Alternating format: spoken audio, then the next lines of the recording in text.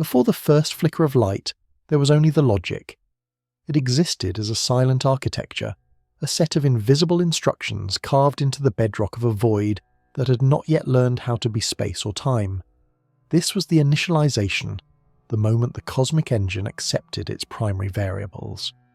The strength of the gravitational constant was locked in at 6.67 4 times 10 to the power of minus 11 cubic meters per kilogram second squared, a value that would dictate the collapse of gas clouds and the eventual weight of empires.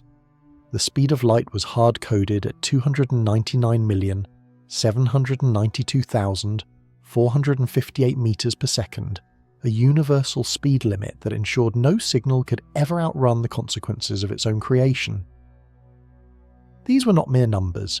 They were the ironclad rules of a sandbox environment spanning distances that would eventually be measured in the trillions of kilometers.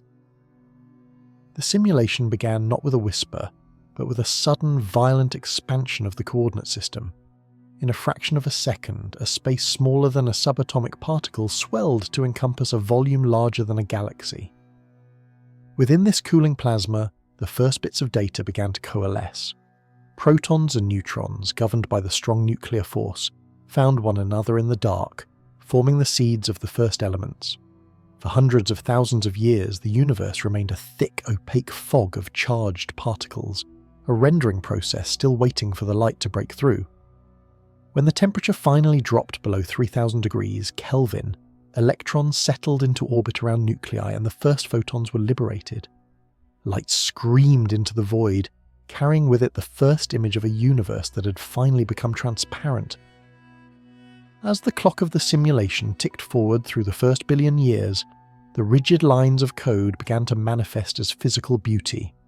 Gravity, the great sculptor, pulled at the uneven distributions of matter, weaving vast filaments of dark matter that acted as a scaffolding for the visible world. Along these threads, hydrogen and helium pooled into the first stars, massive and short-lived furnaces that forged the heavier elements, carbon, nitrogen, oxygen, within their pressurized hearts. When these first-generation stars reached the end of their programmed lifespans, they did not simply vanish. They detonated in supernovae of such ferocity that they seeded the surrounding vacuum with the raw materials for everything that was to follow. The simulation was no longer just a collection of gas and radiation. It had become a factory for complexity. 13.8 billion years into the execution of the program, the focus narrowed to a nondescript spiral arm of a galaxy we would one day call the Milky Way. Here, a cloud of interstellar dust and gas collapsed under its own weight, spinning faster and faster until it flattened into a disk. At the centre, a yellow dwarf star ignited, consuming over 99% of the local mass. The remaining debris collided and merged, forming a family of planets, each a unique experiment in chemistry and orbital mechanics. Among them was a small rocky world, the third from the Sun, which would become the stage for a most peculiar anomaly. This world was not merely a product of random collisions, it was the site of a geometric alignment so precise it felt like a signature left by the architect in the margins of the code. The Moon, a jagged fragment born from a catastrophic collision early in the planet's history, settled into a stable orbit. Over millions of years, tidal forces pushed it further away while the Earth's rotation slowed, a delicate balancing act governed by the conservation of angular momentum. Eventually the Moon reached a position that defied the chaotic expectations of a random universe. It sat at a distance where its small physical size was perfectly compensated for by its proximity to the observer. Simultaneously, the Sun, a gargantuan sphere of fusing plasma, sat at a distance where its immense size was perfectly reduced by the vastness of the intervening space. The result was a ratio of 400 to 1. The Sun was 400 times larger than the Moon, but it was also 400 times further away. In the sky of this specific planet, at this specific moment in deep time, two celestial bodies of vastly different scales appeared to be exactly the same size. They both occupied precisely 0.5 degrees of the arc of the heavens. This was not a requirement for the formation of stars, nor was it a necessary condition for the emergence of biological life. It was a visual perfection that served no functional purpose in the cold mathematics of the vacuum. It was a glitch in the rendering, a moment where the indifferent laws of physics produced a result so symmetrical it suggested a deliberate hand. On this rocky outpost, the simulation had produced an Easter egg, a hidden masterpiece of geometry waiting for an eye capable of looking upward to find it. The stage was set, the parameters were perfect, and the witness was about to arrive. The light of the day begins to fail, not with the soft amber decay of a typical sunset, but with a clinical, sharpening cold. The sun remains high in the meridian, yet its authority is being systematically undermined. From the western horizon, an invisible hand draws a curtain of deep, bruised violet across the sky. The moon, a dark and featureless traveller, begins its transit across the solar face. At first, it is a mere notch, a missing fragment of the photosphere, as if a bite has been taken out of the very source of existence. But as the minutes pass, the geometry of the alignment reveals its terrifying precision. The shadows on the ground undergo a surreal transformation. Beneath the canopies of trees, the dappled sunlight filtered through leaves no longer forms chaotic spots, but thousands of tiny, perfect crescents. The world is being projected through a natural pinhole camera, revealing the progress of the celestial occlusion. The wind dies down, the temperature plunges. The birds, confused by the sudden onset of an artificial night, return to their nests in a hushed, panicked silence. It is as if the simulation has hit a breakpoint in its code, and the processing power of the world is being diverted to a single, localized event. The atmosphere itself feels thin, as if the rendering of the environment is struggling to maintain its consistency under the weight of this impending anomaly. Then comes the final approach to totality. The last sliver of the sun's brilliance is squeezed into a single blinding point of light, creating the diamond ring effect, a solitary spark that hangs for a heartbeat against the encroaching dark. This spark shatters into a series of glowing orbs known as Bailey's beads, where the solar light pours through the jagged valleys and craters on the lunar limb. The moon's topography, usually invisible to the naked eye, is suddenly etched in fire against the void. These are the final flickering bits of data before the system resets. And then, with a final silent click of the cosmic gears, the light is extinguished. What remains is a hole in the universe. Where the sun once reigned, there is now a black circle of absolute nothingness, a void so dark it seems to pull at the very sight of the observer. But around this blackness, the sun's hidden nature is unveiled. The corona, a ghostly shimmering halo of ionized gas, blossoms into the darkened sky. It stretches out in long ethereal streamers, a delicate lace of pearlescent fire that defies the violent reputation of the star. This is the sun's atmosphere, a million-degree plasma that is usually drowned out by the overwhelming glare of the photosphere. Only now, through this perfect lunar mask, can the eye perceive the true, sprawling extent of the solar influence. It is a vision of the sun that should not be visible, a layer of the simulation usually hidden beneath the primary interface. This alignment is so precise that it covers the sun to within a fraction of a percent of its total area. If the moon were a few hundred kilometers smaller in diameter, the brilliance of the sun would never be fully contained, and the corona would remain a myth, lost in a perpetual glare. If the moon were larger, it would swallow the corona whole, leaving only a dull, empty darkness. Instead, the two bodies achieve a mathematical equilibrium that feels deliberate.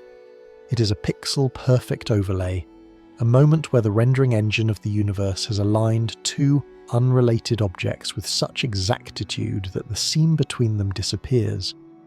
The moon does not just block the sun, it fits it, like a key turning in a lock that was forged billions of years ago. For these few minutes, the sky is no longer blue but a deep galactic indigo. Planets usually hidden by the day, Venus, Mercury, Jupiter, emerge as bright, steady beacons. The horizon all around is painted in the colours of a 360-degree sunset, a ring of orange and red where the sun still shines beyond the cone of the moon's shadow. In the centre of this ring, the observer stands in the umbra, a corridor of darkness rushing across the Earth at over 2,000 kilometers per hour.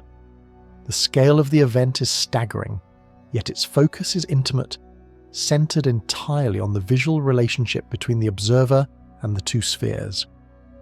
The sheer improbability of this sight is what marks it as the ultimate cosmic Easter egg. In a solar system of 8 major planets and hundreds of moons, no other world enjoys this specific privilege.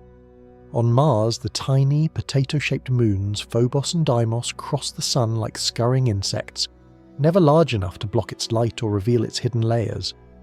On the gas giants, the moons are often too large, creating broad, clumsy shadows that lack the delicate reveal of the corona.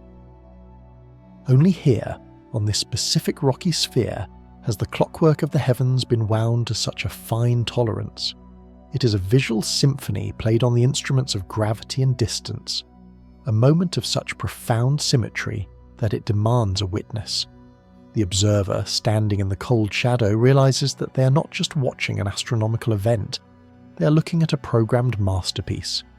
The chaos of the universe, the asteroid impacts, the solar flares, the drifting of orbits, has converged into a single point of geometric perfection.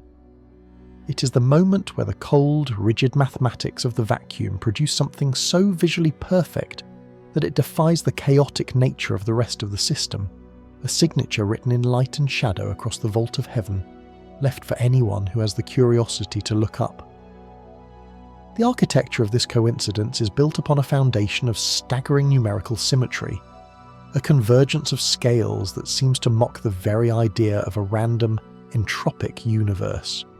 To understand the gravity of this alignment, one must first look at the sheer, physical dimensions of the players involved. The Sun is a colossus, a sphere of fusing hydrogen and helium that measures approximately 1,392,000 kilometers from one side to the other. It is a mass so vast that it contains more than 99% of the entire matter in the solar system. The Moon, by stark and silent contrast, is a mere pebble in the dark, a cold cinder of ancient rock stretching only 3,474 kilometers in diameter. If one were to attempt to stack moons like beads on a string across the burning face of the Sun, it would take nearly 400 of them to span that golden horizon from edge to edge.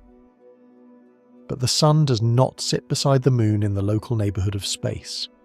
It has retreated into the profound depths of the solar system, stationed at a staggering average distance of 149,600,000 kilometers. The Moon is our immediate companion, a captive of Earth's gravity circling at an average distance of 384,400 kilometers.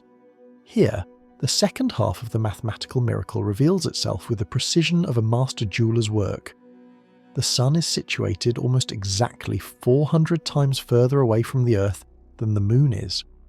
This double ratio, the 400-fold increase in physical size perfectly cancelled out by a 400-fold increase in spatial distance, results in a phenomenon of angular equivalence that defies the messy logic of the cosmos.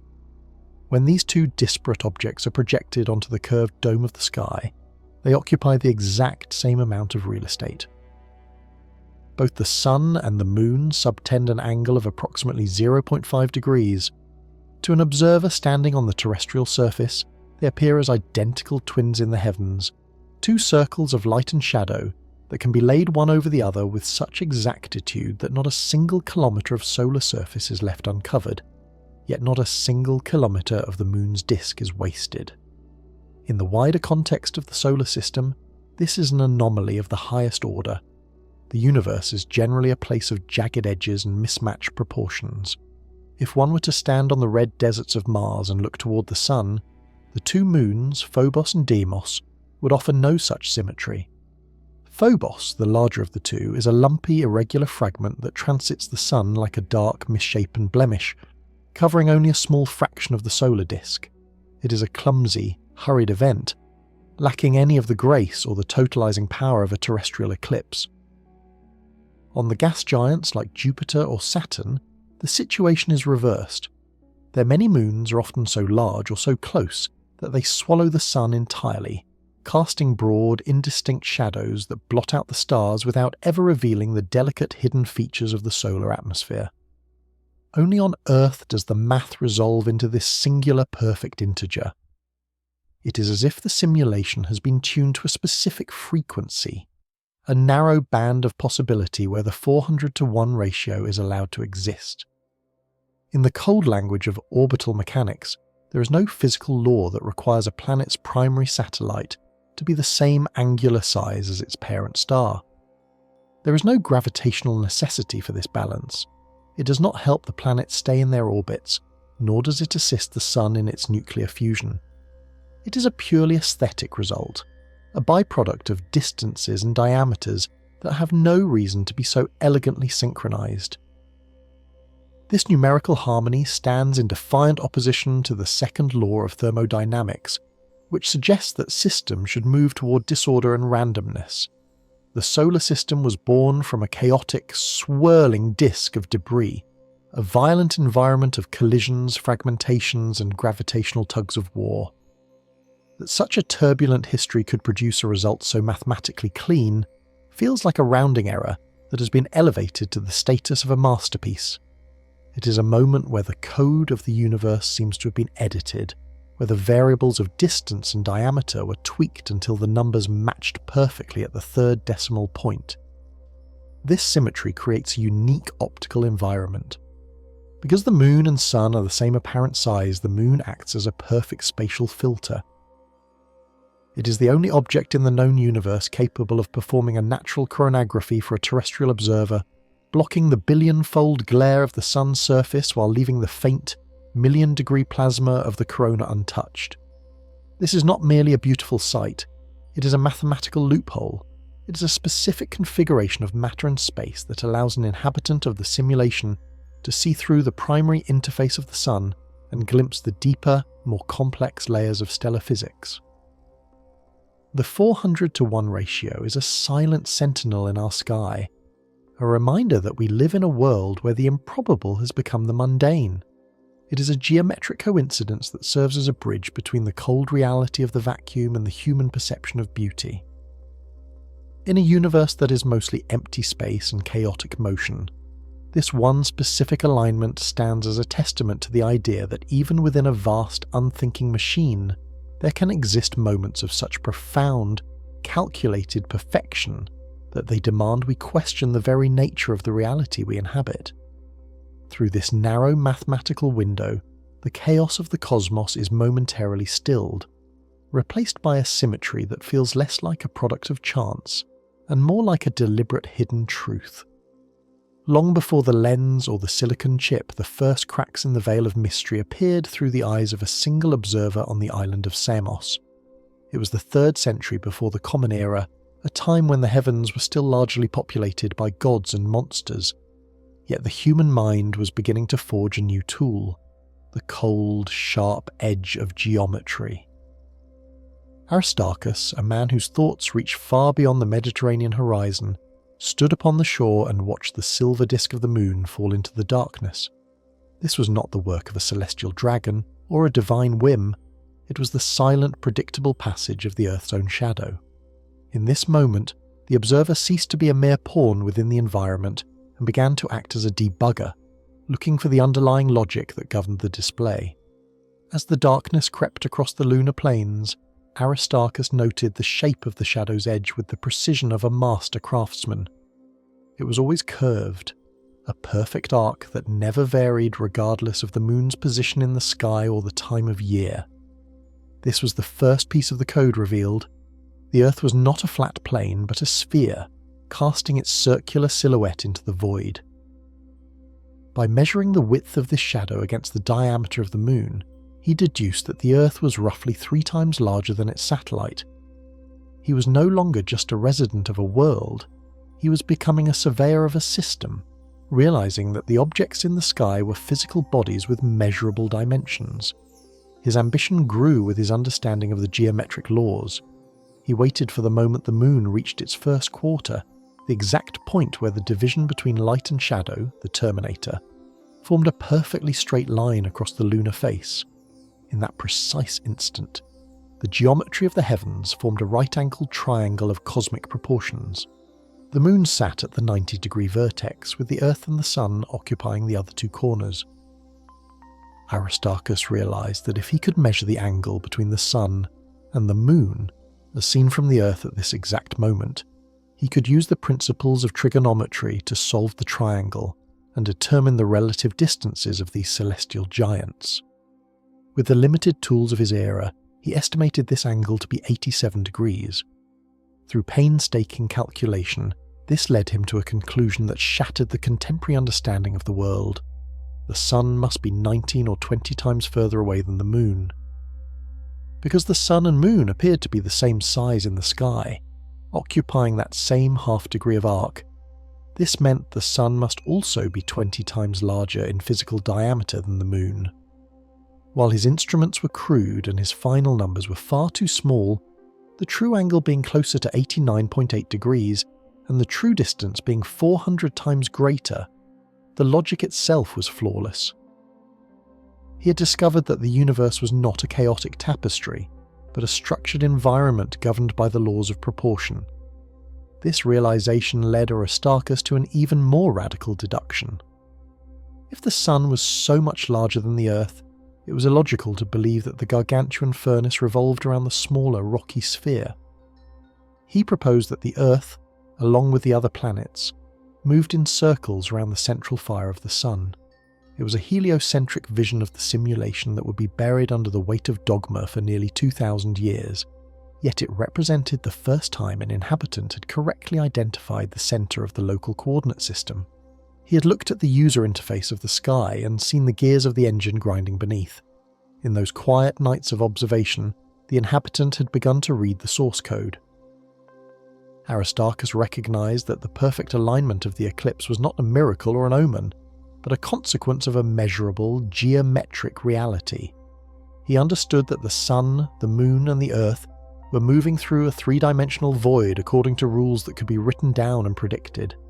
The game had a logic, and for the first time, a player was beginning to understand how the variables of distance and size interacted to produce the visual wonders of the heavens.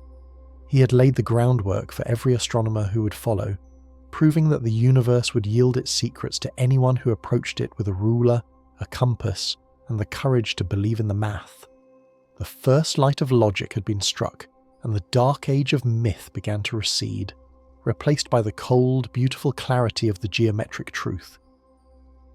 The centuries that followed the age of Aristarchus passed like flickering frames in a long exposure photograph, as the logic of geometry matured into the sophisticated languages of calculus and celestial mechanics.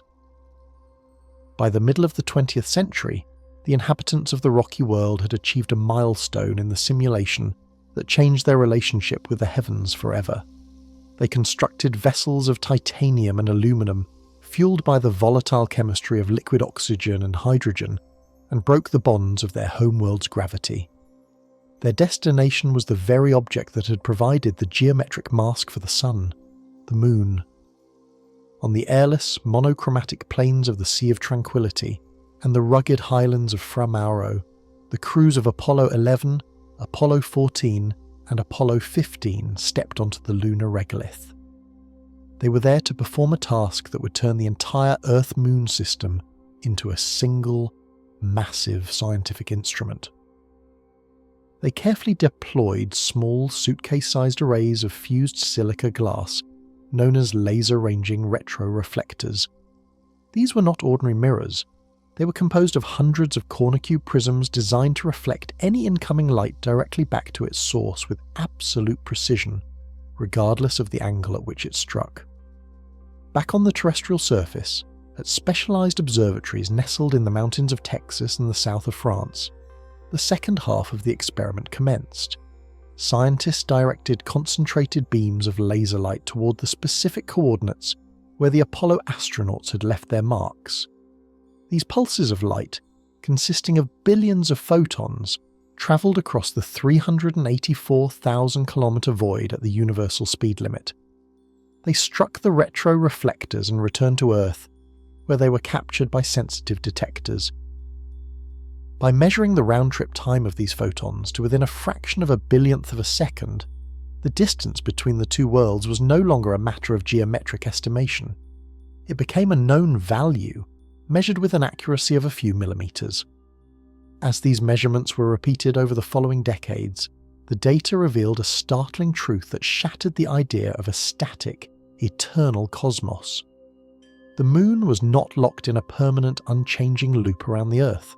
It was retreating. The laser pulses proved that the Moon is drifting away from us at a rate of 3.8 centimeters every single year. This slow-motion escape is the result of a complex gravitational dance. The Earth's rapid rotation drags its tidal bulges ahead of the Moon's position, and the gravitational pull of these bulges exerts a constant forward tug on the Moon. This extra energy accelerates the Moon, pushing it into a higher and wider orbit, even as it causes the Earth's own rotation to slow by a fraction of a millisecond each century. This discovery transformed the total solar eclipse from a timeless miracle into a transient ephemeral event. The geometric perfection of the 400:1 ratio is revealed to be a fleeting state in a system characterized by constant flux. If the simulation had been observed 2 billion years ago, the Moon would have been much closer to the Earth, appearing as a gargantuan looming presence in the sky. During an eclipse in that ancient era, the Moon would have easily overwhelmed the Sun, creating a broad, dark shroud that would have completely masked the delicate beauty of the solar corona. The sky would have turned black, but the ethereal pearlescent fire of the Sun's atmosphere would have remained hidden behind the excessive bulk of the lunar disk. Conversely, in the distant future, the Moon's outward march will eventually carry it to a point of no return for this specific visual phenomenon. 500 million years from now, the Moon will have drifted so far that its apparent size in the sky will be significantly smaller than that of the Sun. Even when perfectly centered, it will no longer be able to cover the solar photosphere. The total solar eclipse will vanish from the world, replaced by the annular eclipse, a ring of fire where the Sun's blinding brilliance always remains visible around the edges of the Moon. In that future, the secret layers of the Sun will once again be locked away, inaccessible to the naked eye. We find ourselves living in a narrow, privileged window of deep time, a Goldilocks epoch for celestial geometry. The simulation is not a fixed masterpiece, but a dynamic mechanism where the parts are slowly moving out of alignment. The fact that human consciousness emerged and developed the tools of logic and observation at the exact moment when the Moon's retreat reached the point of perfect symmetry, with the Sun's distant diameter, is a coincidence of staggering proportions. It suggests that the beauty we witness is a fragile, temporary gift of the current orbital configuration. The clock is ticking, and with every passing year, the Moon moves 3.8 centimeters closer to a future where the signature of the architect will finally fade from the sky, leaving the inhabitants of the world to wonder if the perfection they once saw was ever real at all. To grasp the fleeting nature of this celestial symmetry, one must look across the vast rolling plains of deep time, where the ticking of the cosmic clock is measured not in seconds, but in hundreds of millions of years. The history of the Earth-Moon system is a narrative of slow, inexorable divergence, a long goodbye that began almost at the moment of the system's birth. We exist within a narrow sliver of this timeline, a momentary pause in a process of orbital decay that has profound implications for the visual reality of our sky. 500 million years ago, during the era of the Cambrian explosion, when the first complex life forms were experimenting with shells and skeletons in the primeval seas, the view from the surface of the Earth was markedly different.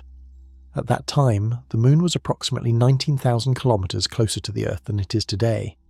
Because of this proximity, the Moon appeared significantly larger in the sky, a dominant and looming presence that commanded a greater portion of the celestial dome. When an eclipse occurred in those ancient days, it was a blunt and overwhelming event.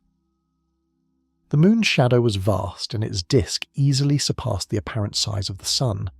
As the Moon moved into position, it did not merely cover the solar photosphere, it swallowed it whole, along with the delicate shimmering streamers of the corona. For any primitive eye that might have looked upward from the shallow tides of the Paleozoic, the eclipse would have been a period of total, featureless blackness. The Easter egg of the sun's hidden atmosphere remained locked away, obscured by a lunar mask that was simply too large for the task of delicate revelation. As the simulation continued to run, the relentless engine of tidal friction worked its slow magic.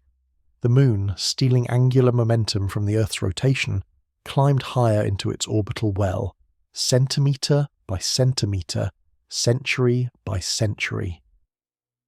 This outward migration acted as a cosmic zoom lens, slowly shrinking the moon's apparent diameter from the perspective of the terrestrial observer.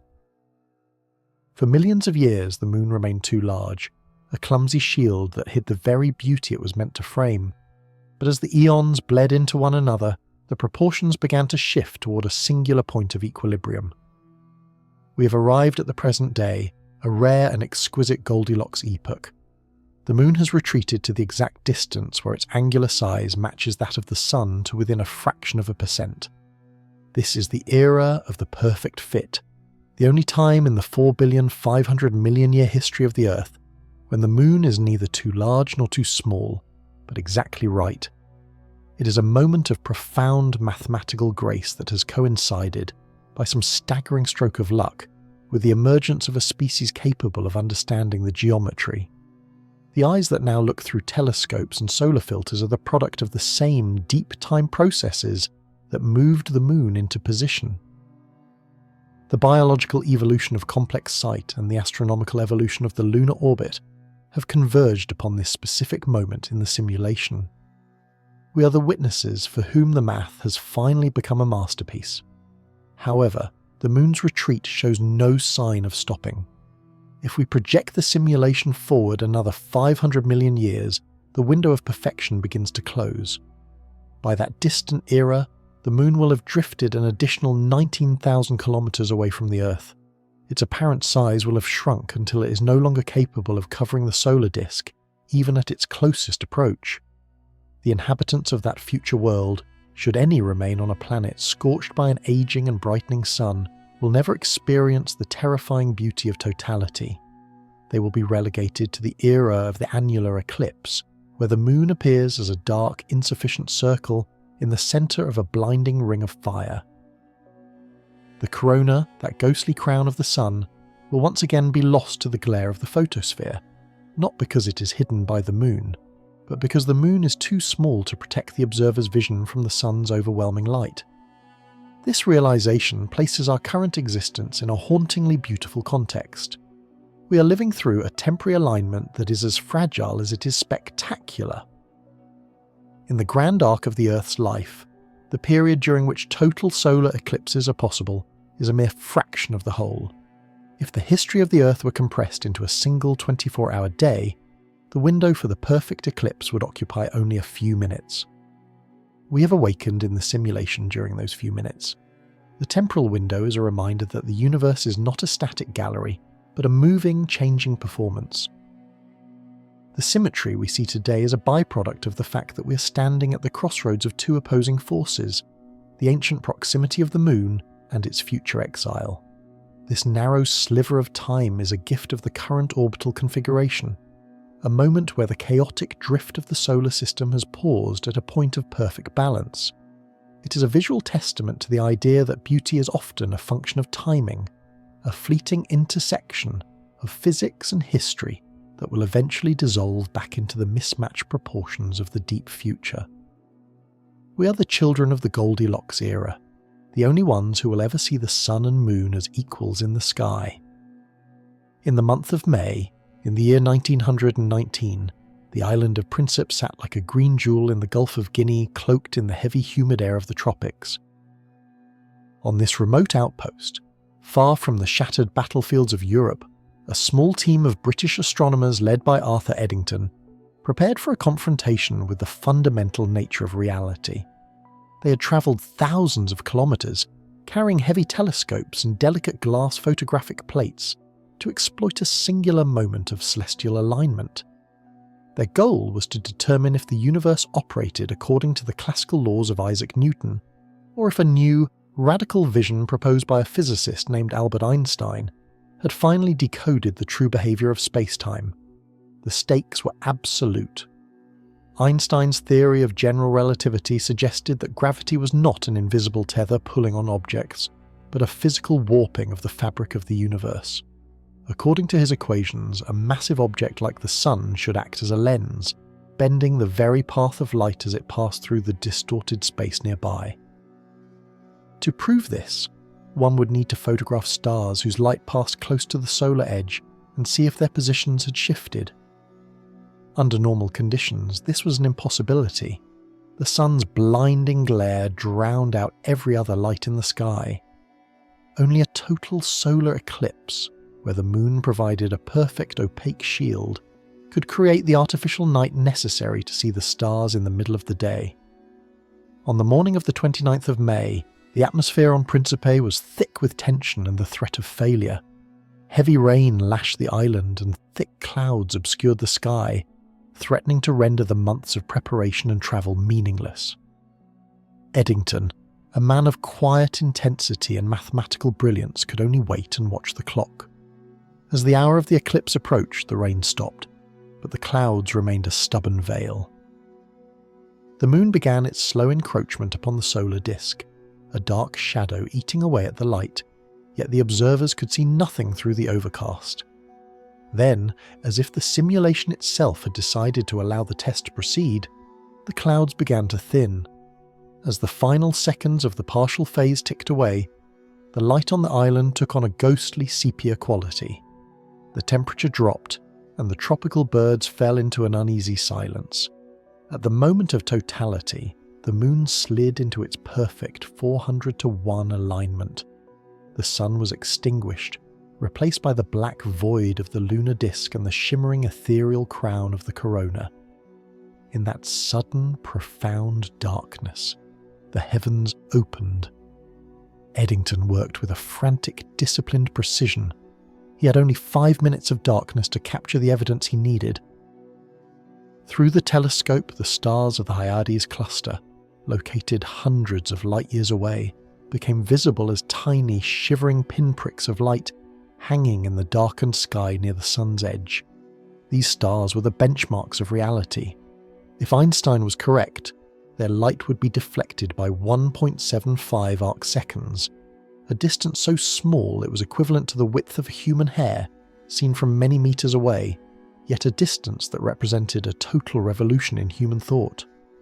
The clicking of the camera shutter was the only sound in the humid dark.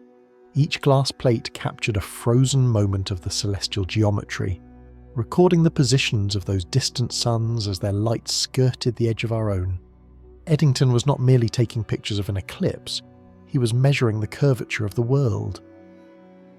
He was looking for the glitch in the Newtonian interface, the evidence that space and time were not a flat indifferent stage, but a flexible, interactive medium that responded to the presence of mass. When the moon finally moved on and the sun's brilliance returned to the island, the tension did not dissipate. It merely shifted to the laboratory. It would take months of careful measurement and comparison with plates taken of the same stars months earlier when the sun was not present.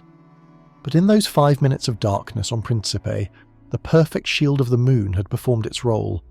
It had acted as a cosmic shutter, allowing the inhabitants of the Earth to look past the primary glare of their local star and glimpse the deeper architecture of the vacuum.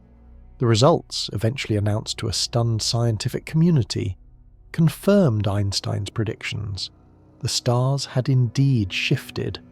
The light had bent. The universe was not what it seemed. This breakthrough, which redefined our understanding of everything from the orbits of planets to the evolution of the entire cosmos, was only possible because of the staggering coincidence of the eclipse. Without the moon's precise angular diameter, without that narrow temporal window of the Goldilocks era, the evidence for general relativity might have remained hidden for decades or even centuries. The eclipse on Principe was the moment the simulation's rules were verified by its own inhabitants, a triumph of logic made possible by a masterpiece of celestial geometry. It was the ultimate proof that the universe is a place of deep, hidden order, waiting to be revealed by the perfect alignment of light and shadow. The transition from the island of Principe to the halls of the Royal Society in London marked a seismic shift in the human understanding of existence. The data captured on those glass plates was more than mere astronomical observation. It was a verdict on the very nature of the vacuum. For more than 2 centuries, the world had been viewed through the lens of Newtonian physics, where space was an absolute, rigid and unchanging stage upon which the drama of the universe unfolded. Gravity in this old model was an invisible, instantaneous tug between masses, a force that acted across the void without explanation. But the perfect alignment of the 1919 eclipse provided the first undeniable evidence that this stage was, in fact, alive. As the moon slid into its precise 400-to-1 position, it performed a feat of natural engineering that no human technology could replicate. It blocked the sun's photosphere, the source of the blinding glare, while leaving the space immediately surrounding the solar limb clear and dark. This was the critical requirement. To prove general relativity, Eddington needed to see stars whose light grazed the very edge of the sun. If the moon had been any larger in the sky, it would have obscured these crucial stars. If it had been any smaller, the sun's light would have leaked around the edges, washing out the photographic plates. The geometric glitch of the eclipse was the only possible window through which the curvature of the universe could be observed. The stars of the Hyades cluster, caught in those few minutes of artificial night, appeared to have moved from their known positions. This shift was not due to the stars themselves travelling, but because their light had been forced to follow the warped contours of space-time created by the sun's immense mass. Einstein had predicted that the sun would act like a heavy weight placed on a stretched silken sheet, creating a depression that everything, including light, must roll through. The measurement was infinitesimal, 1.75 arcseconds. It was a deviation so slight it would be invisible to the naked eye, yet it carried the weight of a new reality. The light was not travelling in a straight line because the straight line itself had been bent. This revelation shattered the classical perception of the cosmic architecture. Space and time were no longer separate, indifferent entities, but were woven together into a single, 4-dimensional fabric known as space-time. This fabric was flexible, interactive, and dynamic. It could be stretched, warped, and even rippled by the movement of massive objects. The universe was not a collection of things sitting in a void. It was a unified field where matter and the geometry of space were locked in a continuous reciprocal dance. Mass tells space-time how to curve, and space-time tells matter how to move. The triumph of Albert Einstein's theories transformed him into a global icon, but more importantly, it provided the inhabitants of the simulation with a new set of equations to describe their home. We learned that the universe had a beginning, that it was expanding, and that it contained regions where gravity was so intense that even light could never escape. None of these discoveries, the Big Bang, black holes, the expansion of the cosmos, could have been understood without the fundamental shift that occurred during those few minutes of darkness on a tropical island. The eclipse was the key that turned in the lock of the 20th century. It was a moment where the code of the simulation became visible, revealing that the rules governing the movement of a falling apple were the same rules governing the path of a photon from a distant star. The perfection of the moon's fit over the sun was the only reason we were able to see this truth so early in our scientific development. It was as if the architect of the system had placed a magnifying glass over the most complex part of the physics engine, waiting for us to notice the distortion. By proving that space is a curved and flexible medium, the 1919 eclipse forever changed the human perception of our place in the cosmos. We were no longer just observers of a distant machine. We were residents of a living, breathing geometry, a masterpiece of interconnected scales where every beam of light is a messenger of the hidden curvature of the world. The moon is not merely a passive participant in the sky, a silver ghost that happens to be the right size for a visual trick. It is a biological anchor, an essential component of the planetary engine that allows life to persist and flourish. Beneath the visible light and shadow of the eclipse lies an invisible web of gravitational tethers, a constant, silent pull that keeps the Earth from wobbling into a state of catastrophic instability. This relationship is a fundamental requirement for the simulation's long-term stability, ensuring that the environment remains within the narrow parameters necessary for the slow, arduous climb of evolution. At the heart of this stability is the Earth's axial tilt, or obliquity. As the planet spins on its journey around the Sun, it does not sit perfectly upright. It leans at an angle, currently measured at approximately 23.5 degrees. This tilt is the primary driver of the seasons, dictating how much solar energy reaches each hemisphere throughout the year. However, left to its own devices, a spinning planet is a fragile thing. The gravitational influences of the Sun and the other massive planets, particularly Jupiter and Saturn, exert a constant torque on the Earth, threatening to tip it over or cause its axis to wander wildly across the celestial sphere. Here, the Moon performs its most vital function.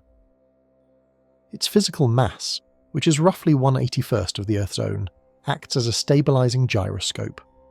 The Moon's gravity locks the Earth's tilt into a remarkably narrow range, fluctuating only between 22.1 and 24.5 degrees over cycles lasting tens of thousands of years. This microscopic variation is the heartbeat of a stable climate. It ensures that the transition from winter to summer remains predictable, and that the polar ice caps do not find themselves suddenly thrust into the direct, unrelenting glare of the Sun. To see the alternative, one need only look across the vacuum to the red deserts of Mars. Mars possesses no large, stabilizing moon. Its two satellites, Phobos and Deimos, are mere captures of passing asteroids, far too small to exert any meaningful gravitational influence. Consequently, the axial tilt of Mars is a chaotic variable. It has been known to swing from near 0 degrees to as much as 60 degrees over millions of years. When the tilt is extreme, the Martian poles face the Sun directly, causing the frozen carbon dioxide and water ice to sublimate into the atmosphere, creating global storms and radical shifts in atmospheric pressure. Such a world is a place of violent extremes, where the environment changes too rapidly for complex multicellular life to establish a foothold. On Earth, the Moon's steadying hand prevented such a fate. By keeping the tilt within that narrow 2.4-degree corridor, the Moon allowed for the establishment of stable biomes. It permitted the oceans to maintain consistent currents, and the atmosphere to develop predictable weather patterns. Under this protective canopy of gravitational stability, life was given the gift of time. It could move from the simple, single-celled organisms of the deep vents to the complex sentient beings that now inhabit the continents. The slow climb of evolution, from the first spark of consciousness to the development of advanced mathematics and astronomy, required a world that stayed still long enough for the code to write itself. This creates a profound and recursive relationship between the observer and the eclipse. The very object that blocks the Sun with such geometric precision is the reason the observer exists to witness the event in the first place. If the Moon was smaller or further away or non-existent, the Earth would have likely become a wasteland of climatic chaos, a world of ice and fire where the delicate structures of DNA could never have survived the transition into intelligence. The Moon is not just a visual ornament, it is the architect of our stability. When we stand in the shadow of a total solar eclipse, we are not just looking at a coincidence of size and distance, we are looking at our own origin story. The Moon's presence in the sky is a prerequisite for the eyes that see it. This is the ultimate feedback loop of the simulation. The parameters of the system were tuned to produce a stable environment, and that same tuning produced a visual masterpiece. We are the part of the simulation that has become self-aware enough to recognize that our existence is tethered to the very sphere that momentarily turns the day into night. The eclipse is a signature, yes, but it is also a reminder that in the vast, unthinking engine of the cosmos, beauty and survival are often written in the same line of code. The universe is a vast, unthinking engine, a mechanism of colossal proportions that operates without a hint of sentiment or intent. It does not seek to create beauty, nor does it strive to produce meaning. It simply is. The fundamental constants, the strength of the nuclear forces, the curvature of space, the rate of expansion, are not aesthetic choices made by a benevolent artist. They are the initial conditions of a calculation that has been running for 13.8 billion years, following the path of least resistance through the cold, rigid laws of physics. In this context, the perfect alignment of the sun and the moon loses its spiritual luster and reveals itself as a hollow coincidence, a mere rounding error in the planetary simulation.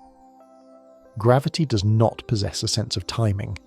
The moon does not retreat from the Earth at 3.8 centimeters per year to ensure a spectacular show for a nascent species of primates. It moves because the conservation of angular momentum demands it. The sun did not grow to be 400 times the size of the moon to facilitate a scientific breakthrough in the 20th century. It reached its current dimensions because of the specific balance between the outward pressure of nuclear fusion and the inward crush of its own mass. The fact that these two values, distance and diameter, converge upon a single ratio is a mathematical byproduct, a statistical fluke in a universe that is large enough for every improbable thing to happen at least once. A dead world rotates in the dark, its surface a scarred wasteland of basalt and dust.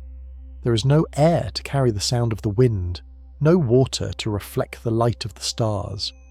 Twice every year, the celestial clockwork brings the moon into the direct path of the sun. The shadow of the moon rushes across the silent craters at thousands of kilometers per hour, a cold finger of darkness touching a world that can no longer feel. For a few minutes the sun is blotted out, and the corona flares into the vacuum, casting a pale pearlescent light over the desolation. No eye catches the glimmer, no mind records the symmetry. The geometry is perfect, yet it is utterly empty. The event happens in a silence so absolute, it is as if it never occurred at all. In this vision, the universe is a sterile data set, a series of interactions between matter and energy that possess no inherent value. The beauty we perceive is not a property of the stars, but a projection of the human nervous system.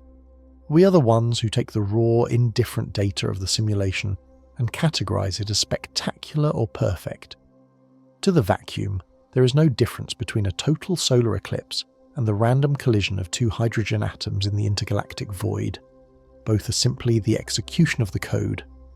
The idea that the universe has been tuned for our appreciation is a form of cosmic narcissism, a refusal to accept that we are accidental inhabitants of a machine that was never designed with us in mind.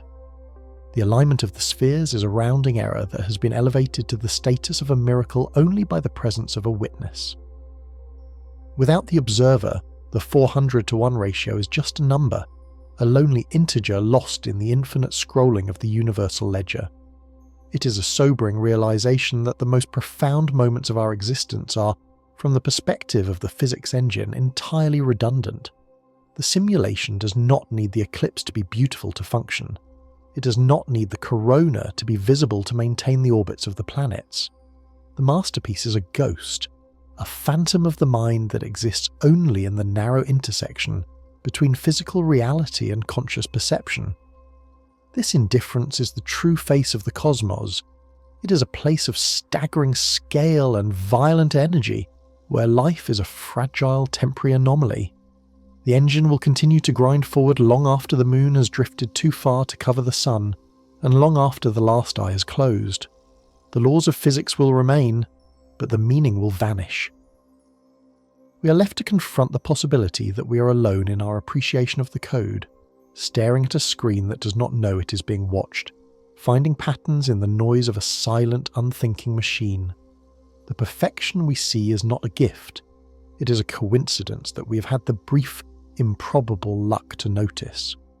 The universe is a cold furnace, and the eclipse is merely a flicker in the dark, a momentary alignment of gears that serves no purpose other than to exist within the rigid confines of its own mathematics.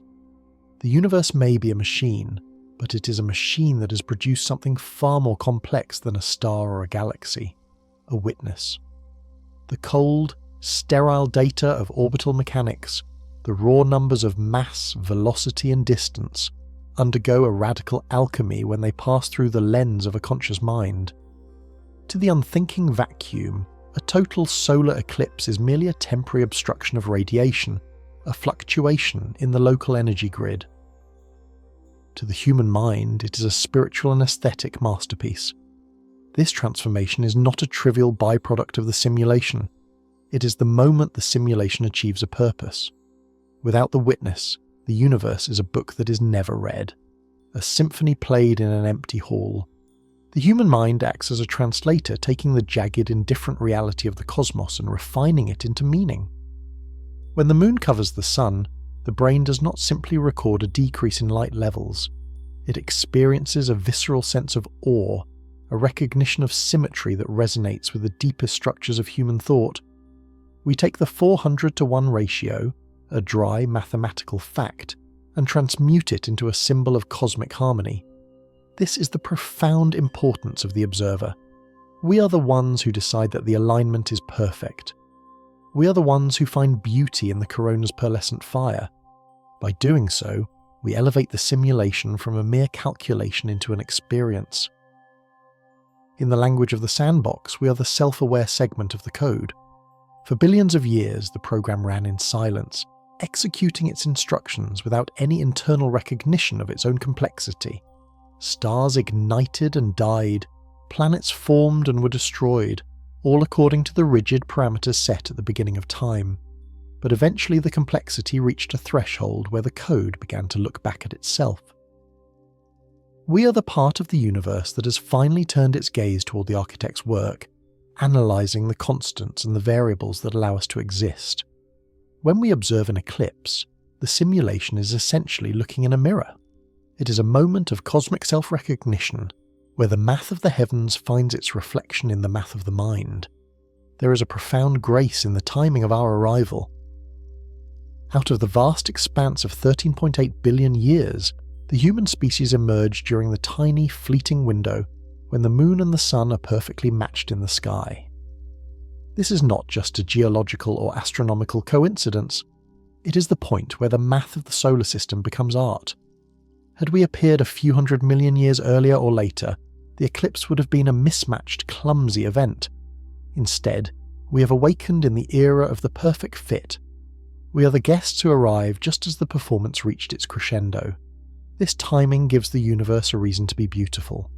It suggests that while the machine may be indifferent, the results are not.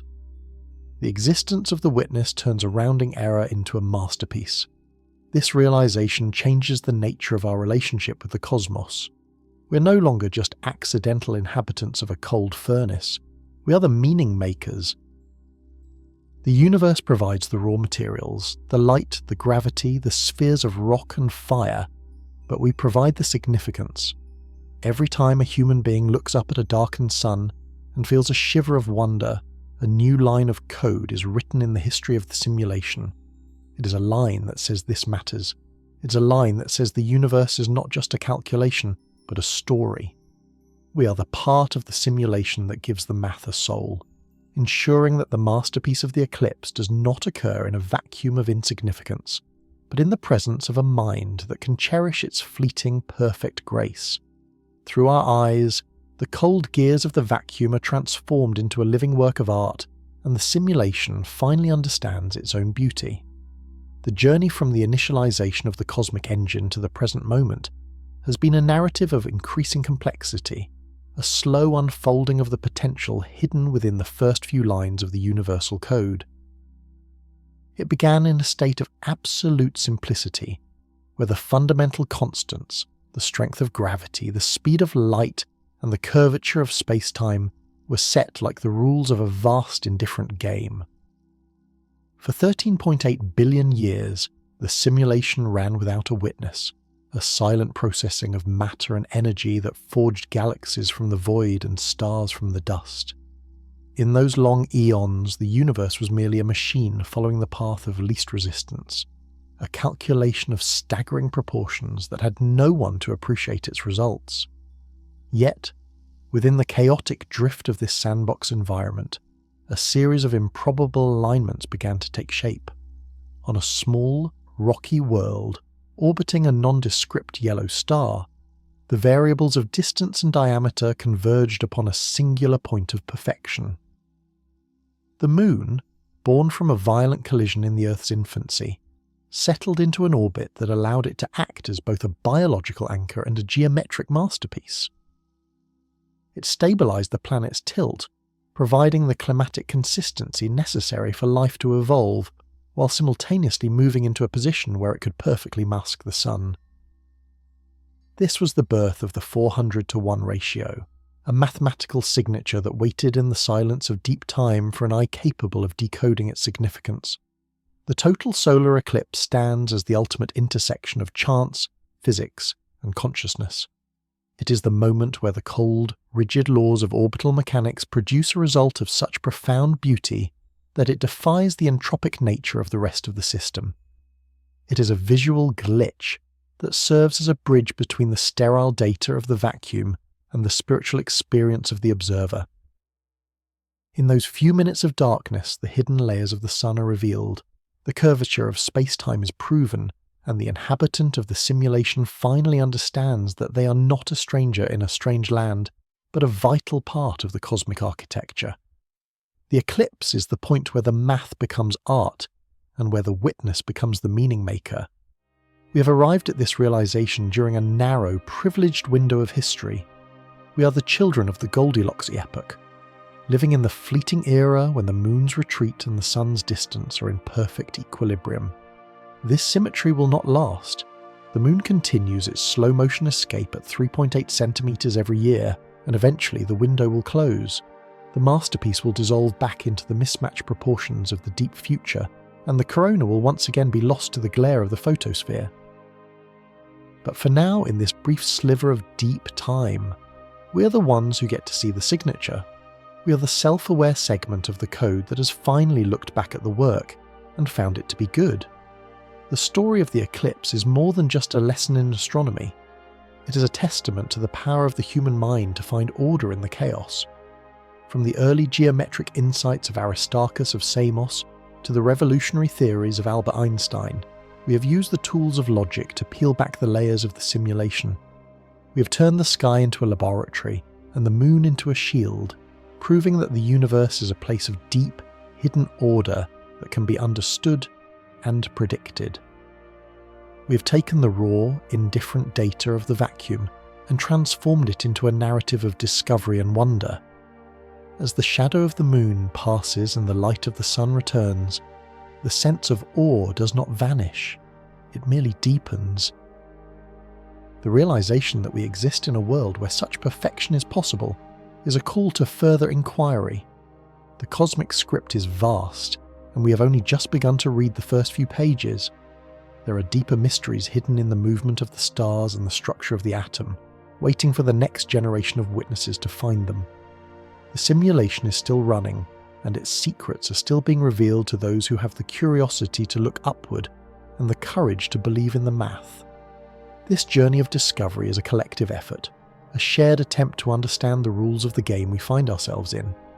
Each new observation, each new theory, and each new moment of wonder adds a line to the ongoing story of our existence.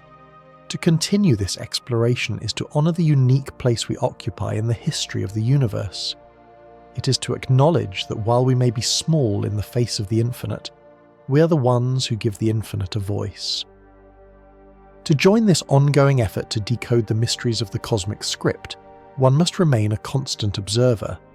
By subscribing to this channel and following the narrative of the heavens, you become a part of the community of witnesses. Together we will continue to probe the depths of the grand design, looking for the signatures and the Easter eggs that the architect has left behind. The universe is a masterpiece of logic and beauty, and it is our privilege to spend our brief time within it trying to understand why. The light is returning, but the mystery remains. Let us continue to look up, to question, and to marvel at the staggering perfection of the world we inhabit.